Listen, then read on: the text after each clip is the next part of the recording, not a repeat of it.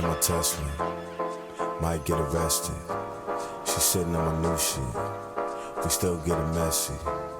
Playing Anita, while she got her feet up, and she let me from the neck up. All I wanna do is fuck it. Okay, so flying home now, and I tried to pack super light with just my backpack. I don't have a carry-on or anything, but I, of course, had a little too many clothes. So this right here, this little bagoo, this Snoopy bagoo that I got for my birthday is gonna be my carry-on. But what I really wanted to talk about in today's video while I travel home is something that I've been thinking about a lot recently, and that's the idea of why people should start a YouTube channel, or why people should vlog, and why people should be filming, learning these hobbies, taking photos, documenting, and vlogging their life.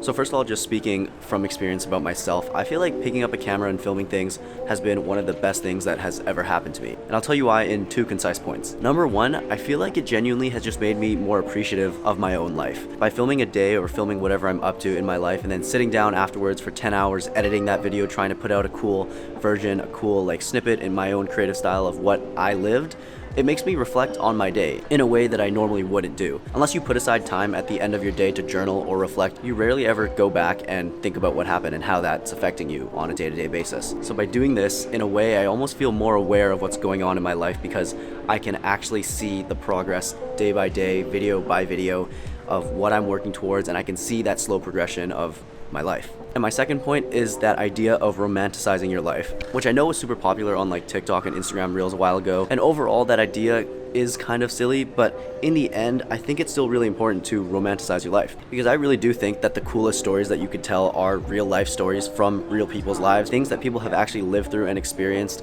Those are what I would say are the best stories. So in a way, if you're doing something like this, filming yourself, vlogging, documenting your life, you are romanticizing your life and telling the real stories in your life. And the actual positive effects that that can have on your mental health while you're going through your day, I think is immense. Okay, flight leaves in a little bit here, so I should get to my gate. Last time, how I got between the apartment and the airport was I took an Uber, and I will not tell you guys how much that Uber was because I'm not super proud of it, but I had to because of timing. So today I'm not going to do that. I'm going to take public transport, take the subway or the L, I guess they call it in Chicago, and transfer to a bus. I'll spend like $2 instead of like selling my kidney to Uber. Wish me luck.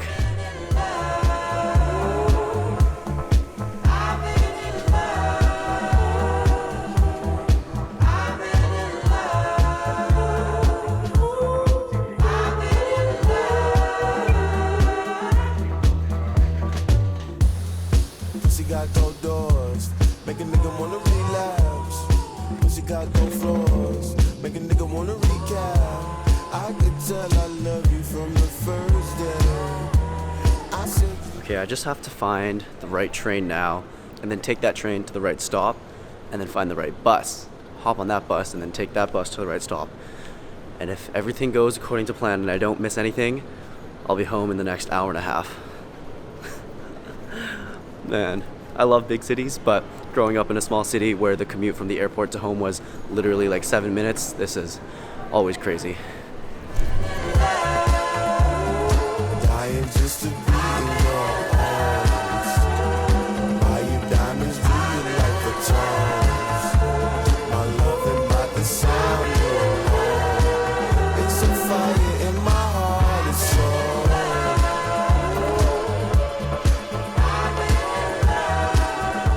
Alright guys, it is 9 p.m. right now. 9 p.m. and I've just gotten off the bus and walking home now. Kind of crazy. I thought I was going to be home a lot earlier than this. I thought the transit would be a lot faster, but I was incredibly wrong. Way too optimistic. Way too optimistic. I think in the end, actually, my flight ended up being shorter than just my time spent on public transit on both ends, which is kind of funny because the public transit on both ends costs like $5 total and the flight costs a lot more than $5. But I'm excited to be back in Chicago. On the topic of what I was talking about earlier when it comes to starting a vlog and why I think people should think about documenting their life in this way, something that came to me that I didn't think about before when I was sitting on the bus was the idea of community. Building a new and strong community and finding like-minded people. I think the internet is like a great tool for meeting new people.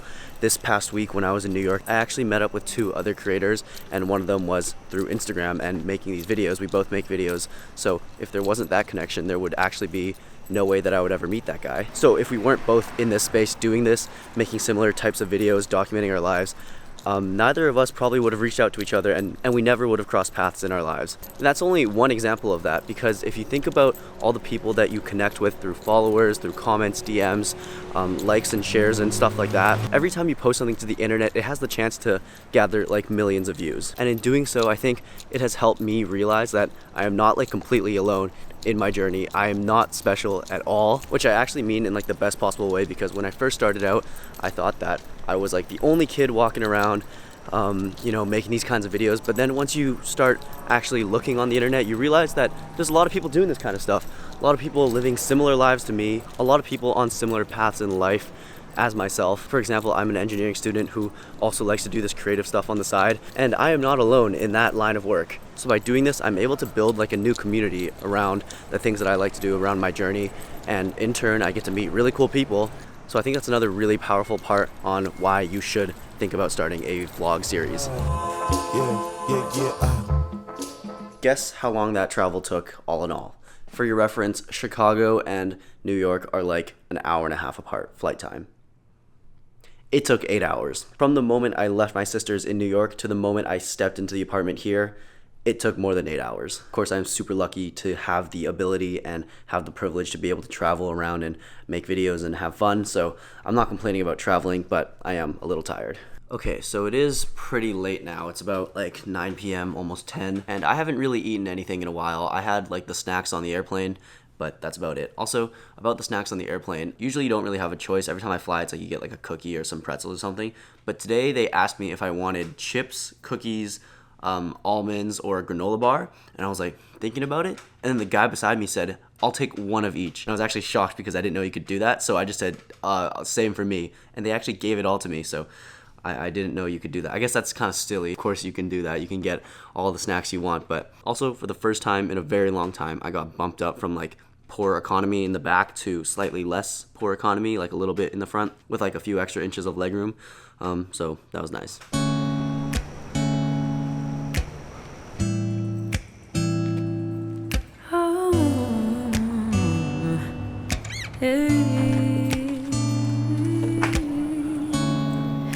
You don't know, babe, when you hold me and kiss me slowly, it's the sweetest thing, and it don't change.